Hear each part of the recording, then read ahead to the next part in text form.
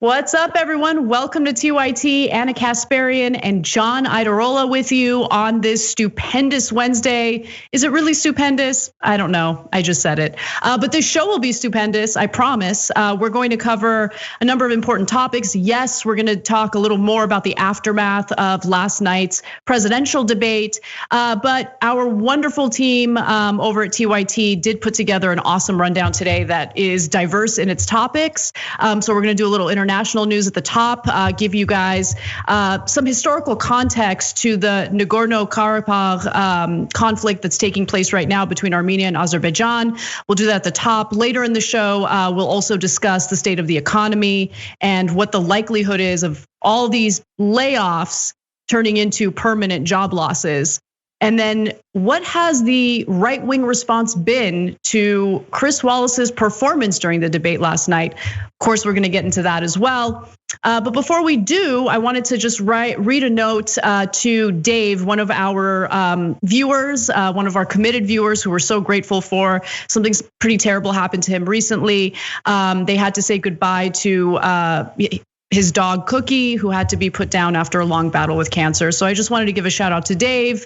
I know how hard that must be, and TYT Army is behind you. Much love. With that said, let's move on to a story that needs to be covered. So, all right, let's do it. There has been an escalation of violence, and we're closer and closer to a full-blown war between Armenia and Azerbaijan when it comes to the disputed territory of Nagorno-Karabakh. Now, that territory has been disputed for decades now, and there has been sporadic instances of violence. There has been increased aggression from the Azerbaijani government in response to the large Armenian population that lives in that area.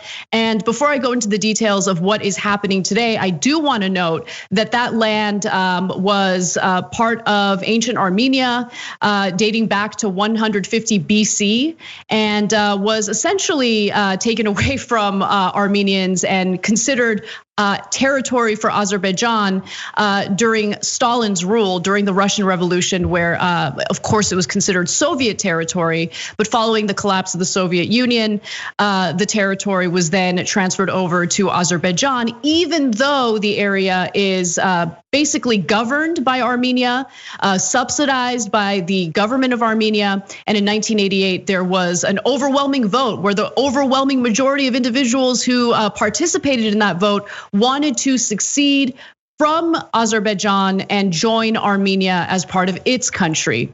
Now, unfortunately, there has been an escalation of violence, and both parties are closer to a full-blown war after Azerbaijan decided to launch an attack against individuals living in that area over the weekend. But to get into those details, I think it's really important to understand the history of the area, the history of Armenia and Azerbaijan, so you can decide for yourselves who's right and who's wrong in this instance. So the present day conflict has its roots in the decisions made by Joseph Stalin when he was the acting commissar of nationalities for the Soviet Union during the early 1920s. In April 1920, Azerbaijan was taken over by the Bolsheviks. Armenia and Georgia were taken over in 1921. To garner public support, the Bolsheviks promised Karabakh to Armenia. At the same time, in order to placate Turkey, the Soviet Union agreed to a division under which Karabakh would be under the control of Azerbaijan.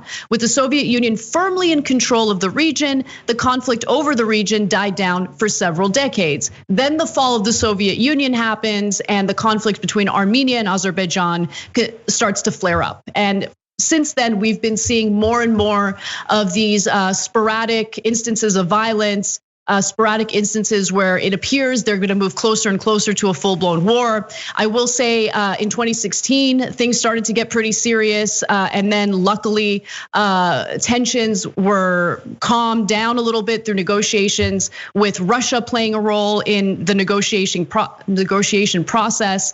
But now the situation seems to be getting worse. Dozens of Armenians have been killed in this conflict already. There have been some casualties on the Azeri side as well.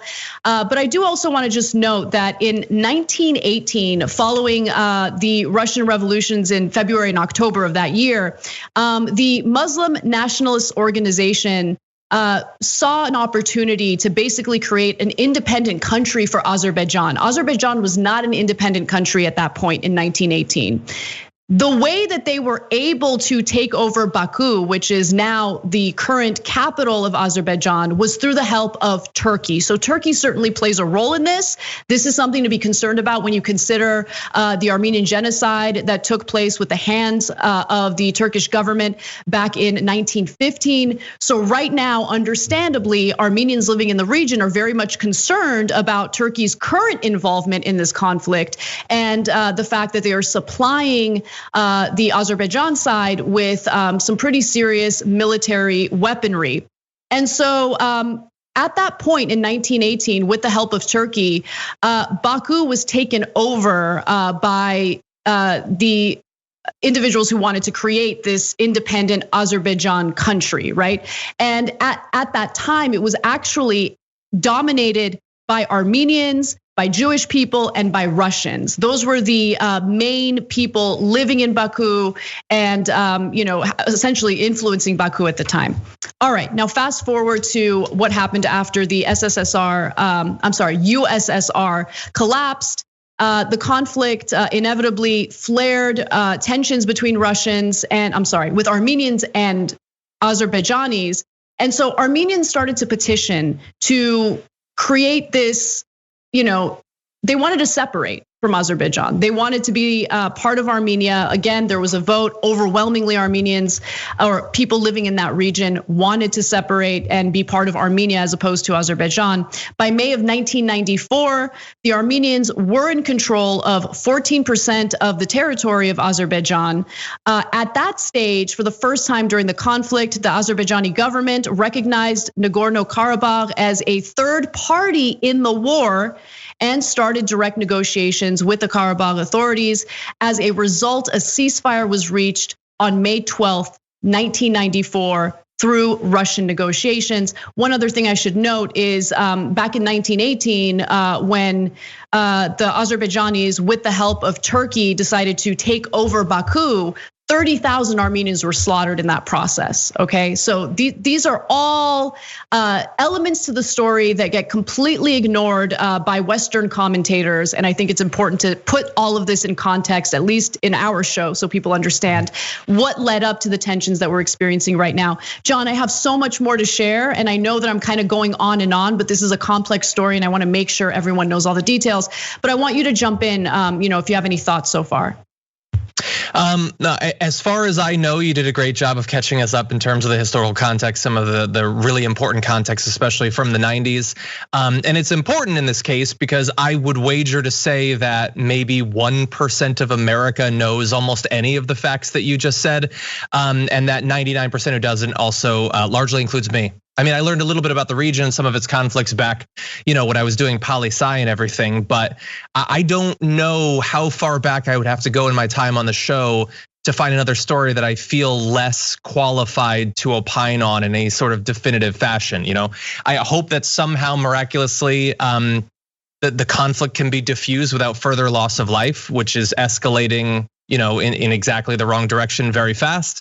But beyond that, and hoping that somehow as many lives can be saved as possible, I don't know really what I can add to it. Well, so I'll give you more details on what's going on. And John, I don't blame you. I mean, this is a story that's been covered a little bit by independent media sources. And if you see any coverage of it with legacy media sources here in the United States, you get a very superficial take on what's really happening there.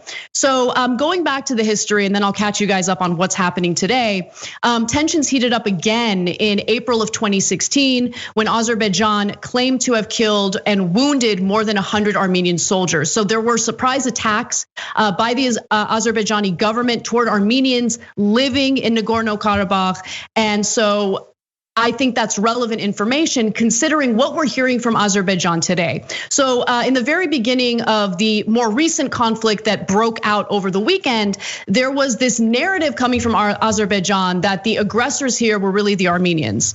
I find that incredibly hard to believe, especially considering the fact that right now Azerbaijan is dealing with an economic crisis fueled by the fact that oil prices have collapsed. Prior to oil prices collapsing, and this was even before the pandemic took place, they were already struggling because oil prices had already collapsed, and they had signed on to all sorts of social programs to keep people in the country happy. Now there's this, nationalistic effort to appease the people of Azerbaijan by, in their words, in their mind, taking back the land that they believe belongs to them. So they've kind of shifted their focus away from the economy and more toward nationalistic messaging and essentially taking back what they consider to be their land, even though this was land that was occupied by Armenians dating back to 150 BC. It was Armenian land until the Russian Revolution took place and Stalin made decisions that essentially took this land away from Armenians and handed it over to Azerbaijan. But I want to be clear that it's essentially an autonomous zone in that the area is not governed by Azerbaijan at all. When the war broke out in 1994, Armenians essentially won with the help of Russia backing them. And so that's why that area is governed and funded by Armenians. And so now we have the situation where Azerbaijan is fighting to get that land, and a lot of innocent people are likely to die if this, if these violent actions continue. So with the conflict today, the Azeris are now striking Armenians in the region to gain control. I don't want you guys to only rely on what I'm saying. There are historians who have studied this deeply. And I want to go to this first video that features Jean Bajlan, who was interviewed by the wonderful people over at the Michael Brooks Show. Please become patrons of that show. They did a good job with this interview.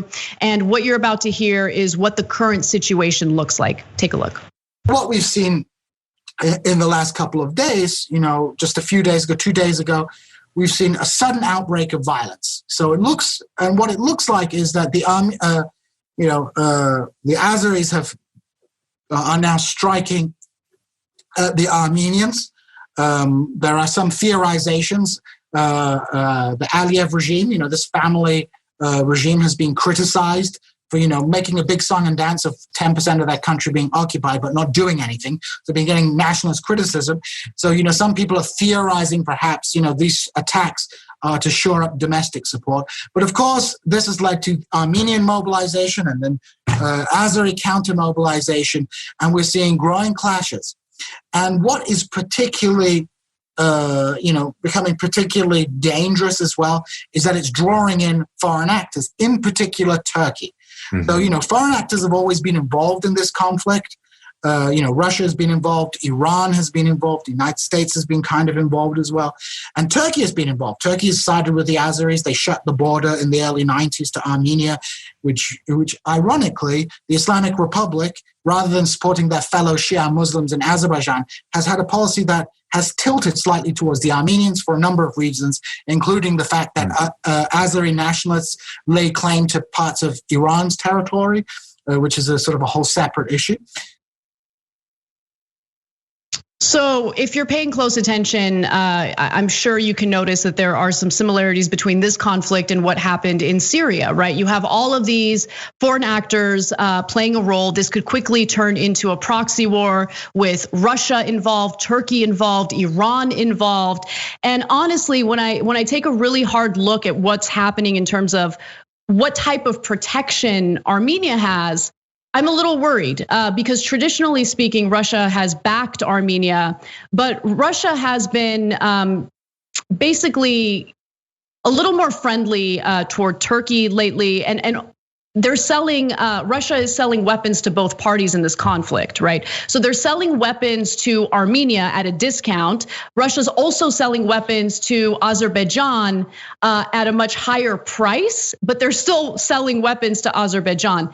That is concerning, to say the least. You have Donald Trump, who is clearly a very good ally to President Erdogan of Turkey, and Turkey is very much playing a role in this aggression toward Armenians living in Nagorno-Karabakh. He's released some statements of support toward Azerbaijan.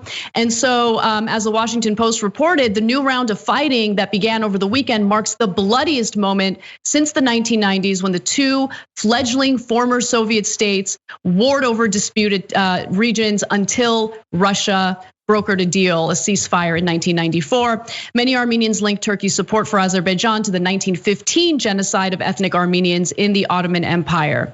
One more video from Jean Blaslan. Again, he's a historian, and he kind of talks about what the role of Turkey will look like and what that means in terms of weaponry. Take a look.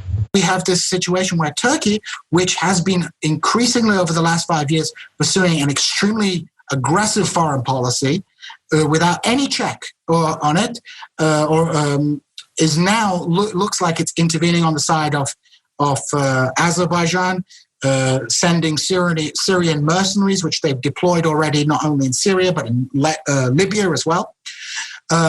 Sending drones. One of the big stories of the last 10 years has been the drone industry in Turkey has become sort of modernized. You know, when I used to live in Turkey, the Turks were relying on Israeli drones, the Heron drone. And actually the Turks bought the drones, but not the cameras. And they had these crappy cameras that they stuck to the Israeli drones so the drone wouldn't take off properly. But now the Turks have got their own defense industry. So it looks like the Turks are supplying the Azeris with drones. They're supplying, there's accusations that there's Turkish fighter planes involved. So it very much looks like we're in a situation where, like conflict is escalating, and who knows where it's going to lead, because, Russia doesn't want to see this conflict escalate, but, sometimes things get out of hand. So this is not a good situation. John, did you want to jump in? Yeah, so the thing that I was dreading is considering, I don't think, other than maybe the conflict in Syria, you could come up with a situation where you have as many potential and current international players, all of which I worry the second Trump takes an interest in it, let alone gets actively involved, that the US military might get involved. He's saying that they're gonna do what they can to stop the fighting or whatever. You rightfully pointed out the history that he has with Erdogan, but basically every other one of those parties, this is just another one of the conflicts that I just, I get this feeling in my gut thinking about what effect the US could end up having on it, what negative impact we could end up having. Well, the US has already had an impact because Donald Trump, the United States is part of what's known as the Minsk group. And this is a group of world leaders who are essentially helping to negotiate some sort of agreement between Azerbaijan and Armenia. Now, the United States, historically speaking, has been much more involved in trying to keep the peace in that region. But Donald Trump has been hands off, very hands off. And so that has created an opening for Turkey to essentially do what it wants to do. And so Turkey and Azerbaijan are both arguing that, the Minsk group isn't getting us anywhere, and we're tired of it. Azerbaijan needs to take control of its own land, even though I would argue that it really, if you look at the history and how it ended up being considered Azerbaijan's land, it's not really Azerbaijan's land, it's stolen land. And that's an issue, right? But anyway, Trump is very friendly with Erdogan. Remember, he had a phone call with Erdogan, I believe it was last year, where we don't know how that conversation went down, but immediately afterwards, Donald Trump agreed to pull US troops out of northeastern Syria. And that paved the way for Erdogan to send Turkish troops to the region to slaughter Kurds, our allies. right? So I bring that historical context up, that recent historical context up, because this is not looking good for Armenians. Donald Trump, who is, I think, overwhelmingly supported by Armenian voters in America, has been disastrous for Armenians. So if you do happen to be an Armenian who supports Donald Trump, please take a look at his record with Erdogan. Please take a look at his financial interest, Ivanka Trump's financial interest in Azerbaijan. That's also incredibly relevant to this story. So it's not looking very good for Armenians living in that region. And to be quite honest with you guys, I'm terrified about what's going to happen to civilians living there who have been living there for a long time and are now dealing with what appears to be a growing war in that area. And finally, I do want to go to one other video. This is Donald Trump being asked specifically about the situation. This is the kind of ingrate buffoon we're dealing with. Could you, we have a little more time. Yeah. Good, thank you. And there has been going on the military action in the Karabakh, Azerbaijan, and in where? The Azerbaijan, yeah. The Karabakh, and the civilians are killed. And according to the officials from the Azerbaijan, they say the first shoot came from the Armenian. What's your comment on that? So we're looking at it very strongly. It just happened, and I know about it. I learned about it today and yesterday. And we're looking at it very strongly. We have a lot of good relationships in that area. We'll see if we can stop it. The good relationships that Donald Trump is referring to is the Turkish government. Make no mistake about it. And the framing of that question also assumed that the first strike was done by the Armenians. There's absolutely no evidence to that. And when you look at what happened in 2016 with the Azerbaijan government launching a surprise attack against Armenians living in the region, you could understand why I don't believe that framing. And I think that Azerbaijan struck first. Finally, last part of this story, what are NATO allies saying? Well, Reuters is reporting that some of Turkey's NATO allies are increasingly alarmed by Ankara's stance on Nagorno-Karabakh, echoing remarks from Erdogan, foreign minister. The foreign minister of Turkey said on Wednesday that Turkey would do what is necessary when asked whether Ankara would offer military support if Azerbaijan requested it. Azerbaijan's president, Ilham Aliyev, later thanked Turkey for its support and said his country did not need military assistance. I'm not buying that for a second. Fighting would cease if Armenian forces immediately leave our lands, he said. But Macron of France, whose country is home to many Armenians, who are of course part of the Armenian genocide diaspora, hit back during a visit to Latvia. He said France was extremely concerned by warlike messages from Turkey, which essentially remove any of Azerbaijan's inhibitions in reconquering Nagorno-Karabakh, and that we won't accept it. So he's essentially saying, we're not going to accept this. I don't know what that means. I don't know what kind of assistance France would, provide. But I do know that for any of you who are as concerned as I am about, the fate of Armenian civilians living in that region, there is some action you can take. There's a fundraising effort with Armenia Fund. They're trying to centralize the donation so they can help with this effort as much as possible. You can donate if you're interested by going to armeniafund.org. All right, so I know that was long, guys. Thank you for giving me an opportunity to share that story with you. We got to take a quick break. When we come back, we have an update on the economy and more. We need to talk about a relatively new show called the Republic, or UNFTR. As a Young Turks fan, you already know that the government, the media, and corporations are constantly peddling lies that serve the interests of the rich and powerful. But now there's a podcast dedicated to unraveling those lies, debunking the conventional wisdom. In each episode of On the Republic, or UNFTR, the host delves into a different historical episode or topic that's generally misunderstood or purposely obfuscated by the so-called powers that be, featuring in-depth research, razor-sharp commentary, and just the right amount of vulgarity. The UNFTR podcast takes a sledgehammer to what you thought you knew about some of the nation's most sacred historical cows. But don't just take my word for it. The New York Times described UNFTR as consistently compelling and educational, aiming to challenge conventional wisdom and upend the historical narratives that were taught in school. For as the great philosopher Yoda once put it, you must unlearn what you have learned. And that's true whether you're in Jedi training or you're uprooting and exposing all the propaganda and disinformation you've been fed over the course of your lifetime. So search for UNFDR in your podcast app today and get ready to get informed, angered, and entertained all at the same time.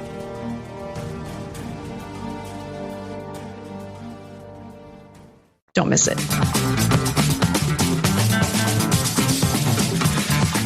What's up, everyone? Welcome back to TYT. Anna and John with you. I'm going to do a few live reads, a few comments, and then we'll move on to the rest of our news. As you know, Aspiration is one of our wonderful trustee partners. It's a financial institution that will not invest your money in any of these shady fossil fuel companies. So move your money over to Aspiration. Go to tyt.com/aspiration to learn more. No, go to aspiration.com/TYT to learn more. Also, nice. If you watched out, I know, quick save there. If you watched our presidential debate coverage last night and you're just like aching for more, have no fear. Next Wednesday, we will be covering the vice presidential debate between Kamala Harris and Mike Pence. John Iadarola, Cenk Uygur, and Benjamin Dixon will be on the panel for that. Tune in at 8:30 p.m. Eastern time, 5:30 p.m. Pacific. Go to tyt.com/live to watch live. You can also watch on YouTube, Twitch, Facebook, YouTube TV, Roku, Zumo, Pluto TV, Comcast, Xfinity X1 and Flex, and Samsung TV Plus, because we're international, Mr. 305. Okay. I don't know what that was. Just wanted to jazz it up a little bit. And then a few that was member comments. It was Pitbull. Mr. 305. Mondo Libre from our members section writes in and says, thank you for doing an international story. Thank you for enjoying it. That took a long time to research and present today. So I hope you guys did enjoy it. Gabby Marita says the mainstream media doesn't know how to cover the incipient conflict between Armenia and Azerbaijan. There's no Trump tweet associated with it, so it won't get clicks. I think you're absolutely right. And let's show our Twitch people some love. Thank you for all of your support on Twitch. I'm scrolling down to find where the Twitch stuff is. There it is. Okay, Kermit Wout says resubbed for the 4th month and will need TYT. We will need TYT this month. Thank you. I will need sedatives this month, so I totally hear you. Code Omega 0 resubbed with Prime for 4 months, and the comment is, where's our TDR shirt? I'll buy one as soon as they're available. I don't know. Where is it? Erie Man donated 420 bits. And I see you with that number. All right, look, we have a lot more serious news to get to, but I thought I would break up the serious content with something fun that happened during the presidential debate last night. And yes, something fun did happen. It was a show of affection on one side and a show of what you would expect on the other. So let's do it. Let's talk about it. Following the first presidential debate last night, the wives of the two candidates approached the stage to greet their husbands, but there was a noticeable difference between the two couples. Let's watch. What a dark event we have just witnessed. A tip of the hat to Cormac McCarthy when we say, if that wasn't a mess, it'll do till the mess gets here. As difficult as that was to watch as the spouses now join both men on stage, as bracing as it is to realize this behavior is taking place in pursuit of the job we used to refer to as leader of the free world. Great commentary there. I know. The commentary is nothing. I probably should. My God, I'm looking over the brink. I can see the void. There's a great serpent. All is darkness and pain. You know, I was thinking maybe I should have just used that video as B-roll as opposed to using the sound on it, but now I'm kind of happy I used the sound. Yeah, the commentary was nonsense, but you know, the heart of what we're trying to talk about is, imagine hating your partner so much that you can't even fake it for the world, right? Like you can't even fake your admiration or your love for your partner just to like save face and to pretend like things are okay. Like Joe Biden and his wife are clearly in love. Like you can tell, like they're affectionate, they hugged each other immediately. Melania Trump can't stand Trump. And I don't blame her. Like, I don't blame her. I mean, imagine being Melania Trump. I'm in Salt Lake City, Utah. All right, there you go. Cenk always interrupting me as I'm trying to share my thoughts. Thanks, Cenk. Go ahead, John. Yeah, so I don't know if we can play that again because maybe it's fine, but he's like pulling on Melania's hand really oddly. If we could play that same loop that was just playing, not the Cenk commercial, we've heard enough from him, but that B-roll, I don't know if it's possible. Like you can see when it comes out of here, he's gonna like jerk her hand a couple times.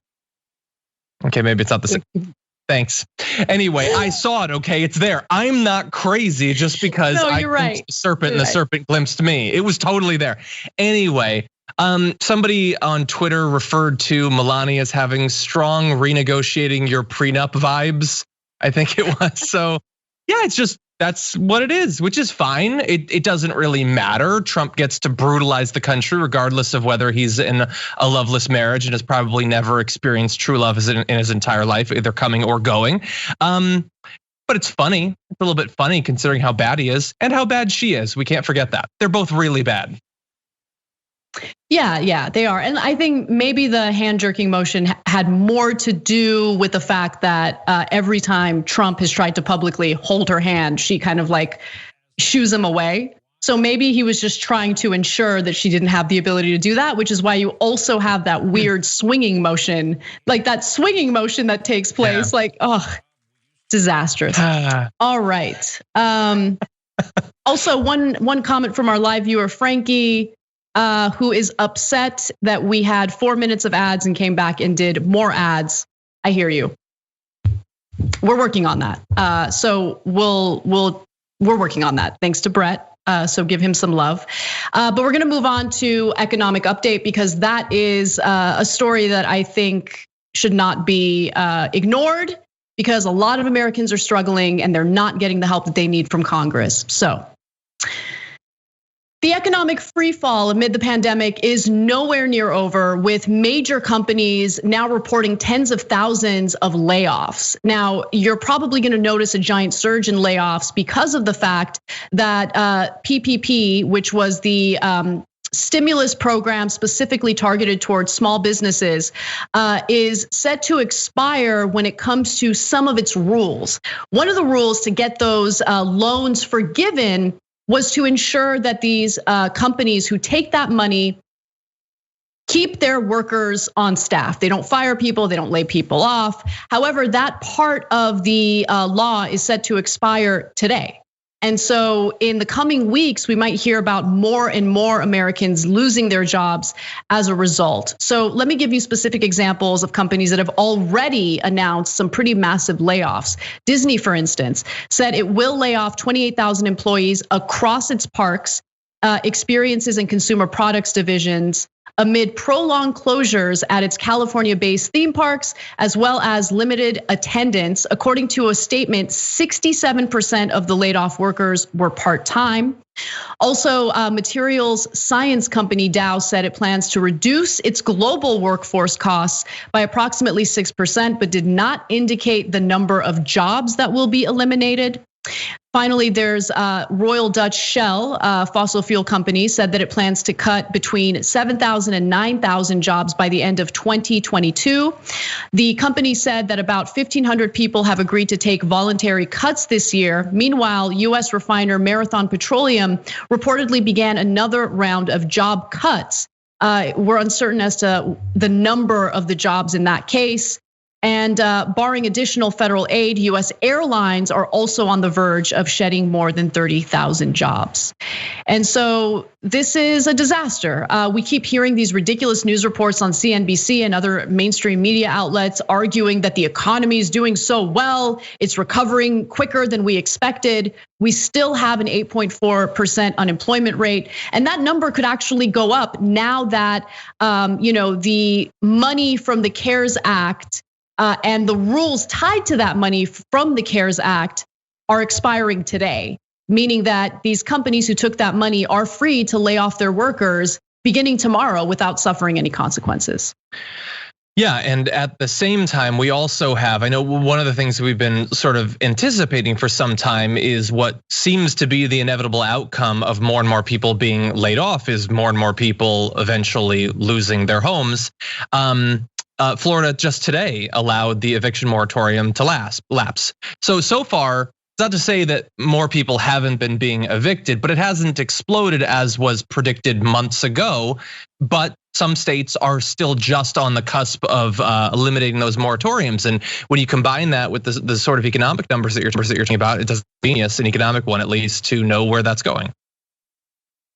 Yeah, it's really frustrating to see this like utter breakdown of governance during a time of crisis. And it's a time of crisis for so many different issues when it comes to civil unrest, when it comes to unemployment, when it comes to the economic anguish that people are feeling right now.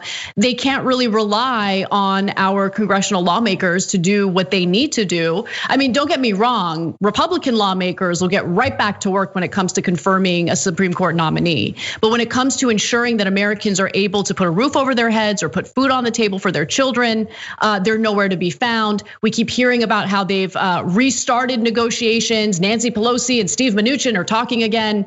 And by the way, Nancy Pelosi, it's been months, and we keep hearing in all of these updates that Pelosi keeps agreeing to cutting the amount of money the next stimulus bill would include or would cost.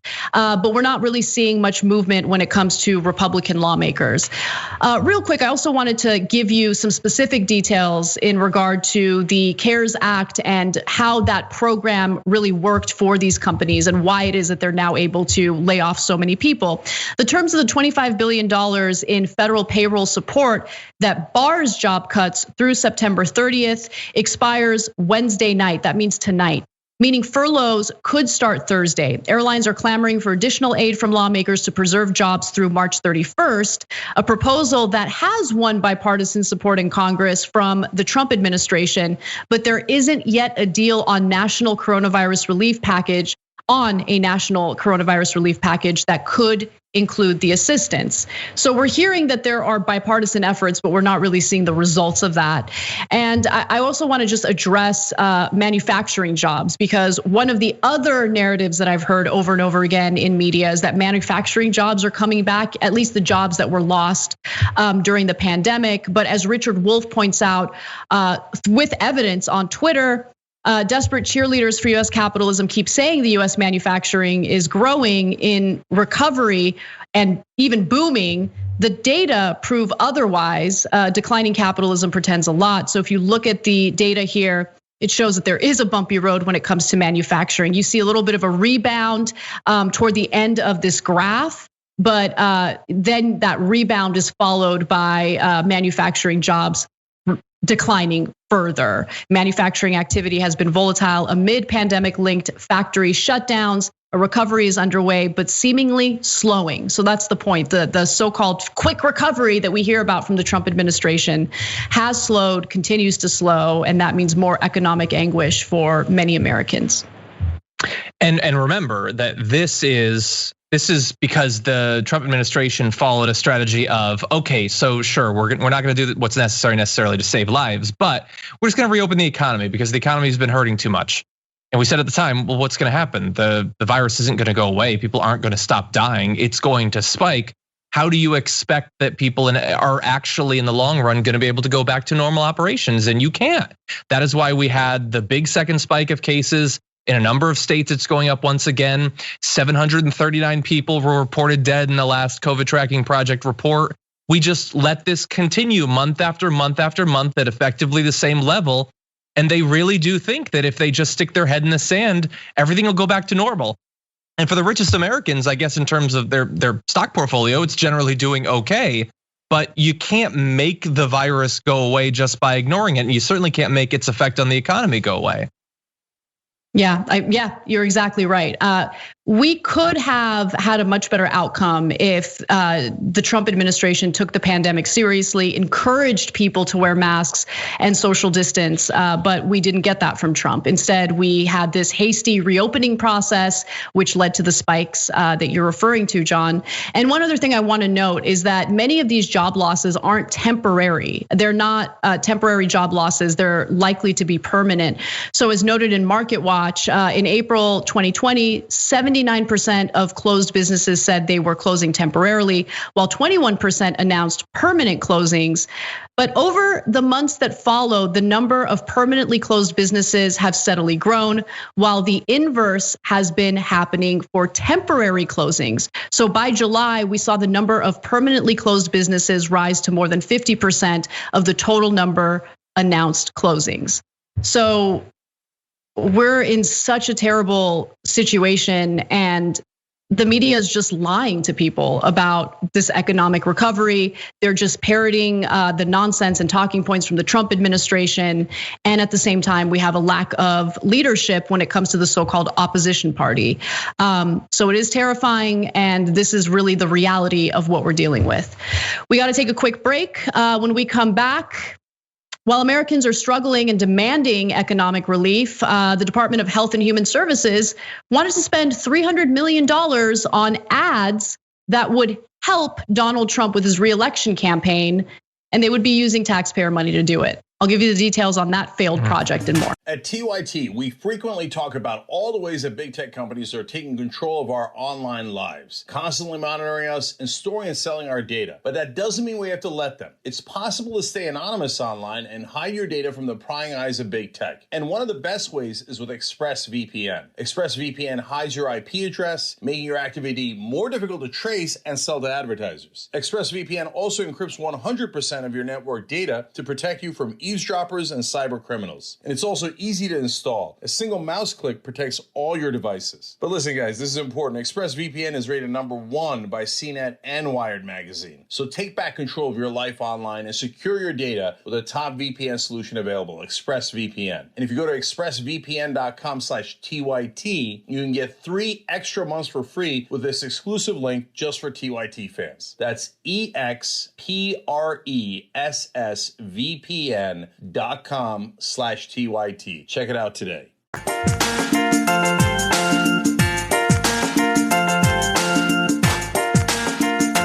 Hey guys, welcome back to TYT. We have so much to get to, so I want to get started right away, but I am going to read one super chat comment from Abi because it hits close to home. He writes in and says, my Turkish great-grandfather hid Armenians in his home from the military. He was caught and faced the death penalty. He said that if he had to die to do the right thing, so be it. And luckily he was let go. Abi, thank you for sharing that story because, I had ancestors who were saved as a result of Turkish people who were hiding them from, the perpetrators of the Armenian genocide. And so I don't ever co-sign into any type of generalization about Turkish people. I have a lot of love and respect for a lot of Turkish people who have been kind to me, who have spoken out against the genocide. All of my criticism and all of the, vitriol that you might come across online is geared toward the Turkish government that refuses to acknowledge the Armenian genocide, and also the American government who also refuses to acknowledge the Armenian genocide. So even though every single presidential candidate in recent history has claimed that once they're elected, they will acknowledge the genocide. Even Trump said that. And of course, once they're elected, they do not do that. In fact, Trump prevented Congress from passing a resolution that would essentially recognize the Armenian genocide in this country for the first time. Trump blocked that. Something to keep in mind. All right, well, let's move on to some more news. Health and Human Services is experiencing their $300 million taxpayer-funded coronavirus ad campaign fall apart as celebrities, and I'm talking about like C-list celebrities, back out of participating in the project. Now, part of the reason why they've decided to back out of the project is because it turns out the taxpayer money was being used toward an ad campaign that was really more about getting Donald Trump reelected. It was about spreading disinformation about how Trump has really handled the coronavirus pandemic well, and we have a lot to look forward to. And so the project was meant to inspire hope in Trump's handling of the pandemic. So again, you could probably guess why people pulled out. So celebrities are refusing to participate and staff are arraying against it. Some complain of the unstated aim of helping Trump's reelection. Others point to an ill-prepared video team and a 22-year-old political appointee who has repeatedly asserted control despite having no public health expertise. Interviews with participants and others in the Health and Human Services Department paint a picture of a chaotic effort, scrambling to meet an unofficial election day deadline, floundering in the wake of the medical leave of its architect, Michael Caputo, and running up against increasing resistance among career staff. John, before I get to the details, I want to get your thoughts so far. Yeah, I mean, if like you could at least pretend that it's not clearly just a stunt for the election. Like it's not even just one way that they're assuring us that that's clearly what it is. It's like every possible way you could be like, no, this is totally just a cynical ploy. I mean, another way that you could inspire confidence in Trump's handling of the pandemic is for Trump to literally do anything to stop the virus from killing as many people as possible. Maybe one day out of the entire thing, that would have been great. To not, even at this late date when we're past 200,000 dead, still be saying, I think masks are fine, to not be doing that. That would be one way to do it. You could save money too, because you kind of have to do it anyway. So it's probably not that expensive in comparison to the ad campaign. What a farce. And he has access to it.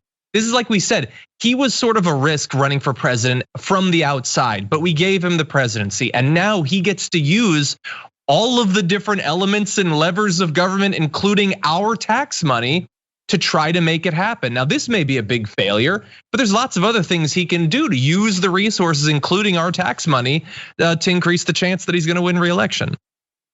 Yeah. I mean, look, this story is the latest example of ongoing trends within the Trump administration, where the administration uses Donald Trump's position of power to funnel taxpayer money toward his reelection effort. I mean, that's essentially what's happening here, what was supposed to happen with this campaign, but again, it's falling apart. And then on the other hand, you have the funneling of taxpayer money toward third parties who happen to be business partners of all of these goons, including Michael Caputo.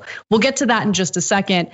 But remember, Michael Caputo accused the government and its scientists of seeking to undermine Trump's reelection campaign and warned of an armed insurrection. He's currently on medical leave. He's not all there. I'll just put it that way. Now, one HHS official. Yeah. I mean, it usually is with these people. Now, one HHS official who spoke to Politico said the following: "This is a boondoggle. We're in the middle of a pandemic. We could use that $250 million on buying personal protective equipment, not promoting PSAs with C-list celebrities." Now, just 3 celebrities have recorded public service ads so far: Dennis Quaid, CeCe Winans, and Hasidic singer Shulam Lemmer.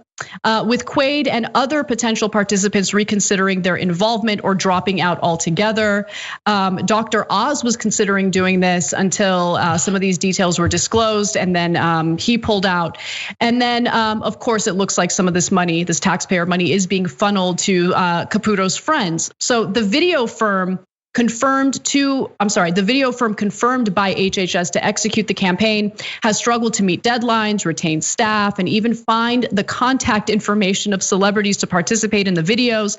The firm, DD&T, is led by a filmmaker who had no prior experience making US public health campaigns and is also the business partner of Caputo, the Trump loyalist who served as the health department spokesperson before taking leave this month. And by the way, DD&T is currently a subcontractor to Atlas Research, a firm hired by HHS in August for $15 million to begin executing the ad campaign. I will say that when we were talking about this story before during the break, and I thought it was Randy Quaid, I thought it was a lot funnier. I feel, I guess, a little bit bad for Dennis Quaid. He's like, I was just seeing what he's been saying about this in the last day, and he's like saying it's cancel culture because people are mad at him and he didn't actually do it or whatever. Look, if you're a celebrity, like hypothetically, if you weren't that tapped into what's going on and the government wanted you to do a PSA about the pandemic, I get that you might think that's a good cause to use your celebrity status for. I get that. But you also have to understand who it's for and what their approach to, communicating with the American people has been about over the past few years. Yeah, and I'm also very curious whether HHS was honest about the real intentions of this campaign, this ad campaign, when they reached out to people. I mean, they could have totally misrepresented what they're doing. So look, I probably shouldn't admit this. I don't even know who Dennis Quaid is. So I don't really have a dog in this fight. Don't hate on me, don't hate on me. He's in stuff. So I'm sure, whatever. I'm not really good at that world. But anyway, the point that I'm trying to make is I don't think that there was any ill intent on his part. So it is what it is. Like, this is the Trump administration lies about what their intentions are all the time. So just give him the benefit of the doubt, I guess. Now, shortly after Caputo helped transfer, I was just gonna say, I was trying to remember the iconic role. He was in Inner Space. That's a classic. It's worth a watch. So shortly after Caputo helped transfer $300 million. By the way, this money is coming out of the CDC. Took the money out of the CDC to fund this new nationwide campaign to defeat despair. Planning efforts ramped up early in the summer. The health department awarded $15 million to Atlas Research on August 26th, and then $250 million to the market research firm of Forbes Marsh on September 1st. Forbes Marsh has said that it won the contract by stressing its evidence-based approach to communications, and that is it is cooperating with Democrats in probes. So Democrats are looking into this, but I really want to drive this point home, right? We still don't have another round of stimulus, and you have Republicans nickel and diming the American people at a time when tens of millions of people are still unemployed. More people are likely to be unemployed because layoffs are starting to increase now that the PPP program under the CARES Act is expiring and companies are free to lay people off. This is a dire economic situation for so many people. And to hear that $300 million was sucked out of the CDC and funneled to this ridiculous stunt to help Donald Trump get reelected while also helping Michael Caputo's friends make a buck is just sickening. That's the kind of corruption and disgusting behavior we're dealing with the Trump administration. It's all about enriching themselves. It's all about ripping off the American people and leaving them to suffer on their own as we deal with this, pandemic and this crisis. Yeah. All right. Oh, I guess we're out of go time. ahead, John. No, I was just gonna say, okay. Okay, John, go ahead. No, I'm not gonna. Okay, that was awkward. It's okay. We have the post game next. You don't want to miss it. TYT.com/join to become a member. We have a lot more news to get to. So please become a member, support TYT. We'll see you there. Thanks for listening to the full episode of the Young Turks. Support our work, listen ad-free, access members-only bonus content, and more by subscribing to Apple Podcasts at apple.co/TYT. I'm your host, Cenk Uygur, and I'll see you soon.